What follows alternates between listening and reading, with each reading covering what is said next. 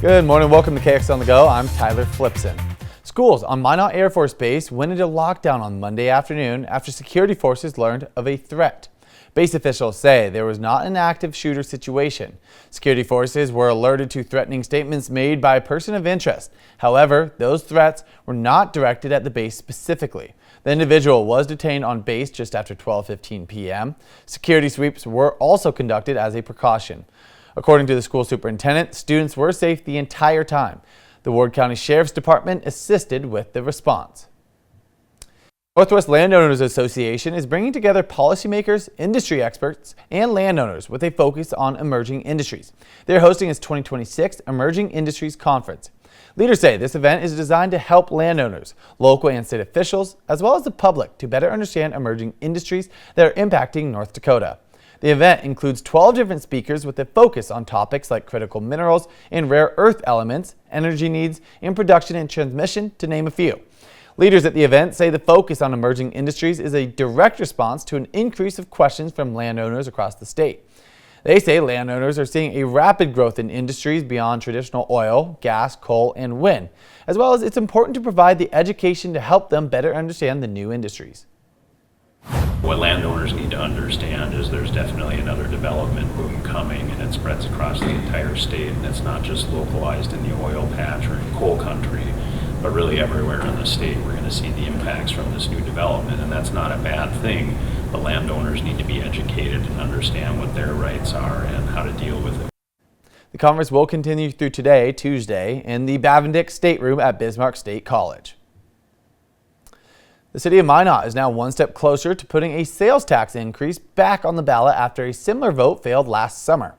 Minot City Council voted 6-1 in favor of including a half-cent sales tax on the city's 2026 June election ballot, with the sole no vote coming from Alderman Scott Samuelson. The proposal includes a 40% reduction in Minot Park District's portion of property tax.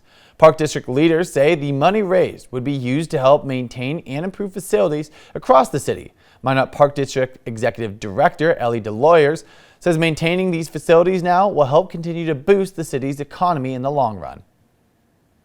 The Minot Park District is primarily funded by property tax, yet the reach of our facilities goes far beyond the city limits of Minot. Nearly 55% of our visitors are from outside the city limits. Facilities such as the Roseville Park Zoo, the Shields Complex, Mesa Arena, Corbett Field, Jack Hoban Baseball Complex, Optimus Soccer Complex all have economic impact. A similar sales tax proposal was put on the ballot last summer. That measure narrowly failed by just 25 votes, with 954 votes for it and 979 votes against it. Good morning, Andre.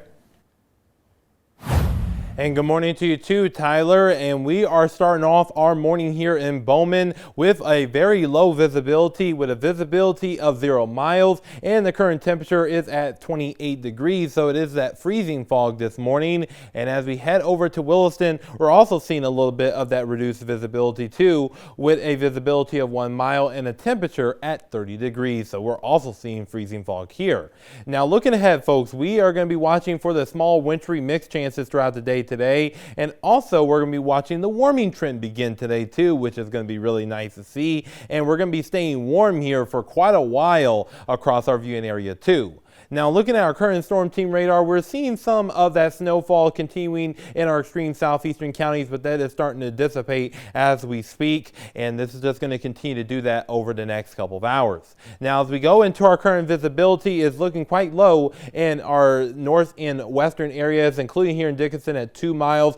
0.3 there in Bowman. We have 7 miles in Crosby, and even 0.3 miles in Wolf Point, and 0.5 in Sydney. So it is quite a foggy start to our day and a good deal of our viewing area. And looking at our road report right now, a lot of places are still seeing the snow and ice covered roadways due to the snowfall that we saw over the last 24 hours and even last weekend. So it is still quite on the slushy side out there, folks. So just be careful when you're traveling out and about this morning. Current temperatures right now are between the single digits there in Dunseith and Bottineau, all the way into the 30s there and around Dickinson and Hettinger, both at 31 degrees. So talk about a big range in temperatures this morning, folks. And our winds are out of the south and the west, about 5 to 10 miles per hour, so not too bad on the wind side of things. And our wind chills brought to pass through Comfort Plumbing and Heating. We're seeing those values as low as 8 degrees below zero there in Rolla, all the way into the 20s there in our southwestern counties, so not looking bad there.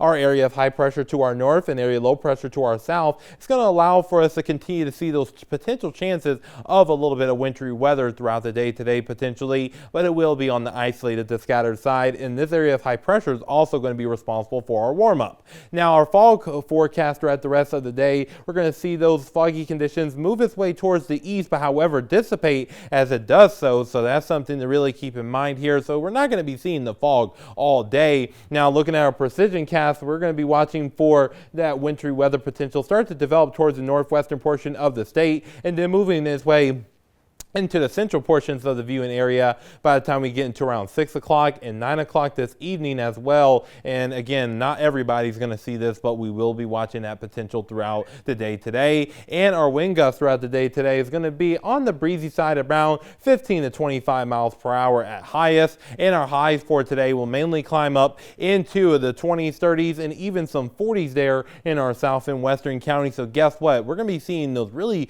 warm temperatures for this time of year, about 10 to 20 degrees above normal. Tonight, temperatures will drop on down into the teens and 20s, so it's going to be not too bad of a night across our viewing area. And then our area of high pressure will continue to move its way towards the south and east, continuing that warm up into our Wednesday, and especially as we head into our Thursday. Thursday is probably going to be the best day to go outside, but for our Wednesday, we will see temperatures in the 30s and the 40s there in our western tier counties, so it's going to be quite a nice time. And here in Williston, we will see those temperatures increase into the upper 40s by Thursday, then dropping down into the mid 40s for our Friday and Saturday. Dickinson could even top 50s as we head into our Thursday. Now looking here in the Magic City, we're going to be seeing 30s today, 30s tomorrow, 40s for our Thursday, and then 30s into our Friday and Saturday, then back into the 40s Sunday and Monday. And that same thing goes here in the capital city too, but with low 50s on Thursday and then low 40s for our Saturday. So Tyler, today we're going to be watching for that next chance of wintry weather. All right. Thank you, Andre. Much appreciated. And thank you for watching KX on the Go. I've been Tyler Flipson. Let's have a day, folks.